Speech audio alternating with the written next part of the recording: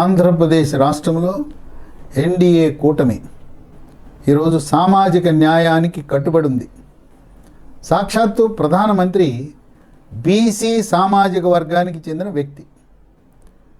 గత ప్రభుత్వం 2019 నుంచి 24 వరకు ఉన్న ప్రభుత్వం కేవలం రెడ్డి సామాజిక వర్గానికే అన్ని ప్రభుత్వ పోస్టులలో, నామినేటెడ్ పోస్టులలో ప్రాధాన్యత ఇచ్చారు. ప్రస్తుతం నడుస్తున్న ప్రభుత్వం చంద్రబాబు నాయుడు సారథ్యంలో అడుగడుగున సామాజిక న్యాయమే మా లక్ష్యమని, తెలుగుదేశం పార్టీ అంటేనే బీసీల పార్టీ అన్న ఎన్టీ రామారావు ఆ రోజే ప్రకటించాడు. అప్పటి వరకు 1982 వరకు బీసీలకు గుర్తింపే లేదు. అటువంటి వారిని బీసీలను చైతన్యపరిచి 130 కులాలున్న బీసీలను భుజం తట్టి వారిని ఎమ్మెల్యేలుగా, ఎంపీలుగా, ఎమ్మెల్సీలుగా, మంత్రులుగా తీర్చిదిద్దిన ఘనత తెలుగుదేశం పార్టీ వ్యవస్థాపక అధ్యక్షుడు అన్న ఎన్టీ రామారావు. అదే బాటలో చంద్రబాబు నాయుడు సామాజిక న్యాయానికి కట్టుబడి పరిపాలన కొనసాగిస్తున్నాడు. సామాజిక న్యాయం కేవలం నామినేటెడ్ పదవులు, ప్రభుత్వ అధికారుల పోస్టింగ్లోనే కాక తెలుగుదేశం పార్టీ పదవుల విషయంలో కూడా బీసీ, ఎస్సీ, ఎస్టీ, మైనారిటీ, మహిళలకు సముచిత స్థానం కల్పించడం అనేది చంద్రబాబు నాయుడు యొక్క పరిపాలన, ఆయన యొక్క లక్ష్యం. ఇప్పుడు ఒక్కసారి ఉదాహరణకి ఒక 5 పోస్టులను మనం పరిశీలిస్తే, director general of police DGP Andhra Pradesh రాష్ట్రానికి జగన్మోహన్ రెడ్డి ఎవరిని నియమించాడు? రాజేంద్రనాథ్ రెడ్డిని. చంద్రబాబు నాయుడు ఎవరిని నియమించాడు? ఒక బీసీ సామాజిక వర్గం, బోయ సామాజిక వర్గానికి చెందిన ద్వారకా తిరుమలరావు. 2, రాష్ట్రానికి పరిపాలనాధిపతి, చీఫ్ సెక్రటరీ, ప్రధాన కార్యదర్శి, ఆ పోస్టుకి జగన్మోహన్ రెడ్డి జవహర్ రెడ్డిని ఎంపిక చేస్తే, చంద్రబాబు నాయుడు ఒక బీసీ యాదవ సామాజిక వర్గానికి చెందిన విజయానంద్ని ఎంపిక చేశాడు. ఇక 3వది, తిరుమల తిరుపతి దేవస్థానానికి జగన్మోహన్ రెడ్డి చైర్మన్గా వైవి సుబ్బారెడ్డి బాబాయ్, ఆయన అయిపోయిన తర్వాత మళ్ళీ ఇంకొక రెడ్డి కరుణాకర్ రెడ్డి. అలా ఉంటే ఇప్పుడు టీటీడీకి ఎగ్జిక్యూటివ్ ఆఫీసర్గా, ఈఓగా ఒక బీసీ సామాజిక వర్గానికి చెందిన శ్యామలరావుని నియమించింది తెలుగుదేశం ఎన్డీఏ ప్రభుత్వం. ఇక 4, ముఖ్యమంత్రి కార్యాలయంలో ముఖ్య కార్యదర్శి పోస్టు చాలా కీలకం.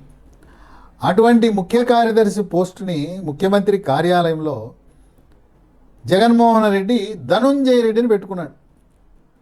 అదే చంద్రబాబు నాయుడు ముద్దాడ రవిచంద్ర, ఒక బీసీల ముద్దు బిడ్డ, వెనుకబడిన సామాజిక వర్గానికి చెందిన వ్యక్తిని ముఖ్య కార్యదర్శిగా నియమించుకున్నాడు. ఇక 5, లోక్సభలో ఆనాడు 22 మంది లోక్సభ సభ్యులు బీసీలు ఉండారు, ఎస్సీలు ఉండారు, వివిధ సామాజిక వర్గాల వారు ఉన్నా జగన్మోహన్ రెడ్డి ప్యానల్ స్పీకర్గా మిథున్ రెడ్డిని పెట్టాడు.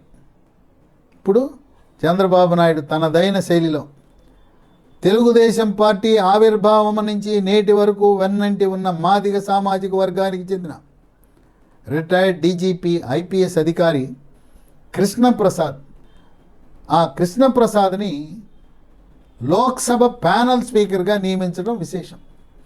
ఈ విధంగా జగన్మోహన్ రెడ్డి సామాజిక న్యాయాన్ని గాలి కుదిలేసి 5 కీలకమైన పోస్టులలో, నేను ఉదహరించిన వాటిలో 5 రెడ్డి సామాజిక వర్గం వాళ్ళని పెడితే, చంద్రబాబు నాయుడు 4 బీసీలకు, ఒక ఎస్సీకి అవకాశం కల్పించడం అనేది విశేషం. అందువల్ల భూమి ఆకాశాలు ఉన్నంతకాలం తెలుగుదేశం పార్టీ ఎన్డీఏ కూటమికి ఎటువంటి భంగం ఉండదు, తిరుగులేదు, సాటి లేదు. ఇప్పుడు ఏర్పడిన ప్రభుత్వం 10 సంవత్సరాల ప్రభుత్వం. 2029లో జమిలి ఎన్నికలు జరగబోతూ ఉన్నాయి. నియోజకవర్గాల పునర్విభజన జరగబోతూ ఉంది. 175 నియోజకవర్గాల అసెంబ్లీలు 225 కాబోతున్నాయి. ప్రతి లోక్సభ పరిధిలో 2 అసెంబ్లీ స్థానాలు పెరగబోతున్నాయి. మహిళా రిజర్వేషన్లు అమలు కాబోతున్నాయి. 33% శాసనసభ సీట్లు, లోక్సభ సీట్లు మహిళలకు రిజర్వేషన్ కాబోతూ ఉంది. 2027 నాటికి నియోజకవర్గాల పునర్విభజన పూర్తయి 29లో నూతనంగా ఏర్పడిన 225 నియోజకవర్గాలలో జమిలి ఎన్నికలు జరగబోతున్నాయని రాజకీయ విశ్లేషకులు భావిస్తున్నారు.